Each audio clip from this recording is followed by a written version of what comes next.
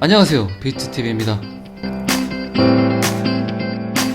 전 영상에서 코로나 이후의 리셋 중에 이제 우리가 경제 성장을 하더라도 지구가 가진 한계를 인정하자, 그리고 지구가 가진 한계 내에서 경제 성장이 이루어져야 된다. 그게 코로나 이후의 진정한 리셋이다. 더 이상 우리 인간의 욕구와 지구의 욕구가 충족되지 않는 그런 성장은 절대 안전한 성장이 될 수 없다.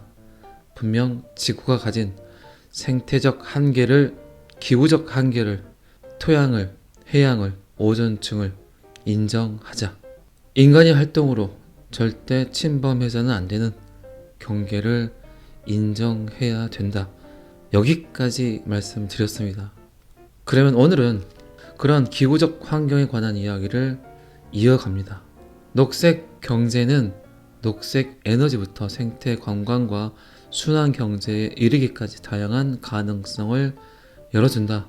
우리가 지구를 훼손하지 않아도 충분히 다양한 가능성의 경제 활동이 가능하게 된다. 생산과 소비에 대한 자원 채취, 대량 생산, 이런 접근 방식에서 디자인을 통해 회복과 재생산이 가능한 모델로 전환을 하게 되면 유효 수명이 다한 제품을 재활용함으로써 자원을 보전하고 낭비를 최소화할 수 있게 되므로 결과적으로 혁신과 일자리 창출은 물론이고 궁극적으로는 성장에 기여해 경제적 이익을 올릴 수 있는 부가가치 창출이 가능해진다. 자원을 잘못 썼다는 얘기죠. 지금까지는. 그러니까 지구라는 이 생명체가 인류에게 공격을 한 거죠. 코로나는. 지금부터라도 지구에서 나오는 모든 자원들을 효율적으로 깨끗하게 써야 된다. 그렇지 않으면 또 다른 역습이 생겨날 수 있다. 이 말도 저는 전적으로 공감하는 멘트입니다. 녹색 경제, 녹색 에너지, 생산과 소비에 대한 리셋, 자원 채취에 대한 리셋. 너무 무분별하게 썼고 계획성 없이 썼던 거죠. 모든 것들을. 이제는 계획적으로 먼 미래를 바라보는 그런 경제 시스템이 절실하게 필요한 시대 같습니다. 그리고 코로나 이후에 굉장히 문제점으로 드러났던, 부각됐던, 여러분들 잘 아시는 의료 쪽의 리셋은 이렇게 해야 된다고 또 써놨습니다.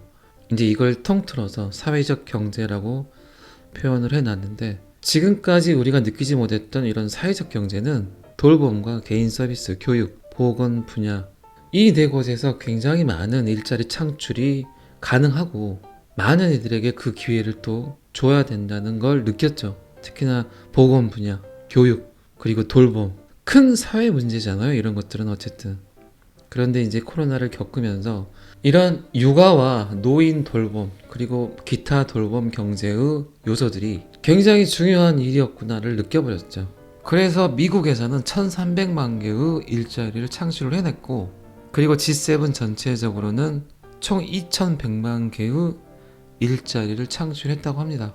지금까지 우리가 약간 치부시했던, 그게 꼭 필요한가 라고 느꼈던 부분의 일자리 창출. 그리고 우리나라 같은 경우는 지금 초고령화 사회죠. 일을 할 수 있는 사람들은 줄어들고 점점 일을 할 수 없는 인구수가 늘어나기 때문에 분명히 필요한 사회 인적 자원들이죠. 이런 형태들로 많은 일자리 창출을 가능하게 해야 된다. 그리고 꼭 필요한 요소들이다. 그리고 이런 인적 자원들로 말미암아 국가들의 GDP를 2% 정도, 2%면 상당히 큰 거거든요. 2% 정도 성장시킬 수 있다 라고 써놨습니다.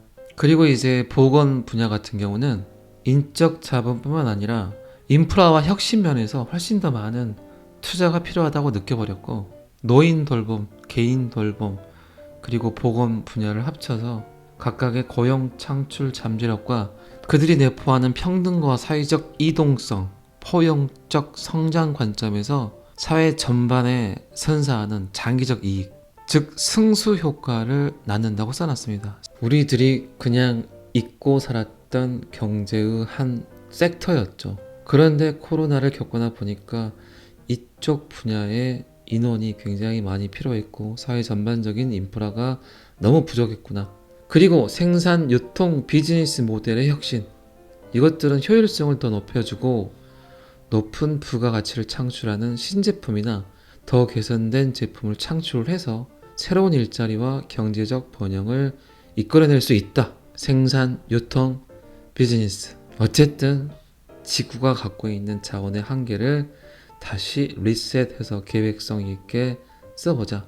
거기에서 많은 인프라가 형성이 된다. 긍정적인 효과를 볼 수 있다. 이거는 뭐 선택이 아니라 필수 같아요. 지금은 범지구적으로 굉장히 많은 반성들을 하고 있을 겁니다. 근데 이게 국한된 나라나 국가에서 이것들을 시행해봤자 별 소용이 없다는 거죠. 결국은 전 세계적, 전 인류적 모든 공동체가 그 생각을 똑같이 하면서 똑같이 시행을 해야 되는 과제라는 겁니다. 2020년 5월 전 세계 1100명이 넘는 전문가들이 코로나19로 인한 경제적, 인간적 위기에 대응하기 위해 탈성장 전략을 내세우는 선언문을 발표하기도 했다. 탈성장, 성장에서 벗어나자. 우리 인류가 더 이상 성장할 필요는 없다. 이렇게 성장할 필요는 없다겠죠. 결론은 지구를 더럽히면서, 지구를 훼손하면서, 지구가 가진 한계를 넘어서면서 이런 성장은 더 이상 인류에게 필요하지 않다. 그러니까 차라리 탈성장하자. 성장에서 아예 벗어나 버리자. 뭐 그런 뜻 같습니다. 너무 빨리 가서 좋은 게 없다. 그러니까 인간의 욕심을 버리자. 돈 욕심을 버리자. 적은 걸 갖고도 더 잘 살 수 있는 미래로 이어줄 민주적으로 계획됐지만 수정할 수 있고 지속 가능하며 공평한 경제 규모 축소로 나아가줄 것을 요구했다. 이런 성명서를 발표했다고 합니다. 참 말들은 너무 잘하는 것 같습니다. 이렇게만 되면 얼마나 좋겠습니까? 또 우리들의 2세들이 살아야 될 이곳에서 전 세계적 반성은 분명히 지금 이 시대에 필요한 것 같습니다. 적은 걸 갖고도 더 잘 살 수 있는 미래 가능할까요? 가장 미래지향적인 나라들에서 정부는 일자리를 늘리고 생활 수준을 개선하고 지구를 지킬 수 있게 경제를 관리하고 평가하는 보다 포용적이고 지속 가능한 접근 방식이 우선시돼야 된다. 더 적은 것으로 더 많은 일을 할 수 있는 기술은 이미 존재한다. 우리가 발전을 정의하고 친환경적이고 사회적인 프론티어 시장에 대한 투자를 장려하기 위해 이처럼 한층 총체적이고 장기적인 접근 방식을 취한다면 경제적, 사회적, 환경적 요인 간의 근본적인 트레이드 오프는 일어나지 않는다. 경제적, 사회적, 환경적 요인 간의 근본적인 한쪽의 희생은 결코 일어나지 않는다. 전체적인 희생이 필요하다. 그 어느 한 국가, 한 나라의 이기심이 결국은 인류를 사라지게 할 수도 있다. 지구를 지킬 수 있게 경제를 관리하고 평가해야 된다. 더 적은 것으로 더 많은 일을 할 수 있는 기술은 이미 존재한다. 그러나 인간의 욕심이 그걸 막고 있다. 저도 마찬가지지만 제 영상을 보고 있는 많은 분들도 이건 어쩔 수 없죠.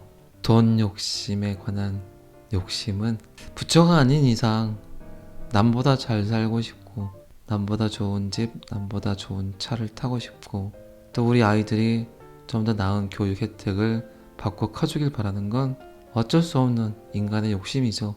제가 이 리셋이란 책을 소개하는 이유도 제가 이 책을 읽고 나니까 굉장히 큰 반성이 되더라고요.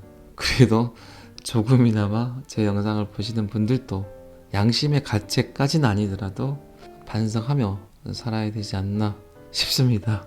그리고 이제 재정과 통화 정책에 관한 리셋, 이 이야기를 또 써놨습니다. 재정과 통화 정책은 어떤 식으로 다시 초기화돼서 시행이 돼야 될까요? 중앙은행들은 코로나19가 발발 직후 양적 완화 프로그램 돈을 무지하게 찍어냈죠. 그리고 지금은 금리를 또 인상시키겠다고 이야기를 하지만 코로나 직후에는 바로 금리 인하 결정을 했죠. 미국 연준은 국채를 매입했고 그리고 유럽 중앙은행은 팬데믹 긴급 매입 프로그램을 통해 유로존 국채 매입을 약속을 했죠. 그나마 경제 상황이 양호한 유로존 회원국들과 취약한 회원국들 간의 차입 비용이 확대되지 않게 막는데 일단은 성공을 했습니다. 그러나 신속하게 대응을 하긴 했지만 결국은 그렇게 찍어냈던 돈들 때문에 이제 걱정을 해야 되는 게 인플레이션이죠. 지금은 인플레이션이라고 표현을 하지만 조금 있으면 어마어마한 인플레이션이 생길 수 있습니다. 경제적 버블, 물가 상승. 지금 뭐 살짝 여러분들 느끼고 계시죠? 그러나 아시겠지만 인플레이션보다 더 무서운 게 가치 하락, 디플레이션. 모든 자산 가치의 상승 끝에 인플레이션의 끝에 결국 찾아오는 게 무서운 가격 하락, 디플레이션이 시작이 됩니다. 전 세계 모든 선진 국가들이 과연 이거를 어떻게 해결을 할까요? 지금 뉴스 보면 뭐 조금씩 느껴지시죠? 각국의 통화 정책, 그리고 전 세계 모든 나라들이 쳐다보고 있는 미국의 통화 정책, 제넷 앨런, 제롬 파월, 바이든, 과연 어떤 술책을 내놓을까요? 전쟁일까요? 아니면 XRP와 같은 통화 정책을 선택을 할까요? 저는 굉장히 궁금해요. 역사는 되풀이 될 것인지, 아니면 새로운 묘책이 나올 수 있을 건지. 지금 전쟁과 통화 정책 두 개를 동시에 시도하려고 미국이 계속 꿈틀거리고 있습니다. 과연 그들은 어떤 선택을 하게 될까요? 어쨌든 이 책에서는 이 모든 통화 정책의 리셋은 지금은 창의적인 온갖 재정 및 통화 정책을 대규모로 동원을 해야 된다고 이야기를 했습니다. 지금이 그 순간이다. 창의적인 온갖 재정 및 통화 정책. 과연 창의적인 게 나올 수 있을까요? 아마 역사가 되풀이 됐듯이 그 전에 썼던 방법을 쓸 것 같아요. 제 생각에는. 각국 정부들이 경기 침체가 재앙적인 불황으로 이어지는 것을 막으려고 애쓰고 있다. 코로나19 사태 이전에는 상상조차 할 수 없을 것 같았던 조치들이 전 세계적 표준이 되고 있다. 코로나19 사태로 인해 대량 해고와 기업 부도가 급증하는 것을 예방하거나 저지하기 위해 정부가 최종 지급자 역할을 해야 한다는 요구가 앞으로도 점점 더 늘어날 것이다. 결국 우리나라도 똑같이 되고 있죠. 결국 나라에서 많은 걸 받기를 원하죠. 최종 지급자이길 원하죠. 니네들이 장사 못하게 했으니까 니네들이 손해배상해. 니네들이 경제활동 못하게 했으니까 니네들이 갚아. 우리들이 장사가 안 돼서 빚을 냈으니까 빚도 갚아줘. 결국 이게 미래에 우리 아이들이 벌 돈을 갖다 쓰는 건데 이게 다 막아질까요? 과연 개인 사업자, 그리고 직장인, 그리고 프리랜서 속속들이 그들의 삶에 들어가서 누가 정상적인 돈을 벌지 못했고 그나마 누구는 정상적인 급여를 받았는지 알 수 있을까요? 이제 정부가 할 수 있는 일들이 그들의 능력에 한계가 닥칩니다. 어쨌든 정부가 최종 지급자가 되어야 된다. 그런 요구들은 점점 더 늘어날 것이다. 그러나 이런 재정과 통화정책 사이의 암묵적 협력, 재정과 통화정책 사이의 협력은 걷잡을 수 없는 인플레이션을 유발할 수 있다. 이제 서서히 문제점들이 드러나고 있죠. 우리나라도 마찬가지고 전 세계 각국들이 정부든 돈이 필요한 사람들에게 헬리콥터에서 돈을 뿌리듯 돈을 뿌린다. 이런 생각은 매력적이고 실현 가능하기도 하지만 사회적 기대나 정치적 통제와 관련해서 중요한 문제를 일으킨다. 아, 내가 장사 안 했는데 정부에서 계속 돈을 주더라. 뭐 그러면 내가 굳이 장사할 필요 있어? 그들 말에 따라야지. 오히려 그게 더 편한데. 그냥 어쨌든 국민들은 그거를 기대할 수도 있죠. 근데 이런 것들이 문제를 일으킬 수 있다는 겁니다. 시민들 입장에서는 정부가 가상의 돈나무죠. 헬리콥터에서 돈을 뿌려버리는데 근데 정부는 돈이 어디서 나서 찍겠습니까? 결국 빚이란 얘기죠. 시민들이 가상의 돈나무 같은 데서 돈을 찾을 수 있다는 것을 깨닫는 순간 그들에 의해서 선출된 정치인들은 그런 나무를 점점 더 많이 키우라는 대중적 압박에 시달리게 될 것이다. 이때 어떤 문제가 생겨날까요? 인플레이션이 시작된다. 격렬한 대중적 압박에 시달리는 정치인. 왜? 그들은 표를 원하잖아요. 지금 우리나라 대선 문제가 딱 이거 같아요. 모든 이에게 돈을 주겠대. 그냥 아주 그냥 돈 주겠다는 소리만 엄청나게 하죠. 근데 이게 뭡니까? 결국 인플레이션이 시작되는 거예요. 진짜 한 표라도 얻어보겠다는 이 정치인들의 술수, 이게 문제인 겁니다, 결국은. 근데 대중들은 가상의 돈나무라고 생각을 한다는 거죠. 이런 정치인들이 어차피 우리들이 갚아야 될 빚이라고 생각하겠냐고요. 지금이 힘든데. 그래서 자본주의, 민주주의 사회에서 권력을 쥐려는 자들이 얻으려는 국민의 표는 상상할 수 없는 많은 재앙이 올 수 있다는 겁니다. 오늘은 여기까지 하겠습니다. 구독과 좋아요는 항상 저를 힘나게 합니다. 감사합니다. 비트TV였습니다.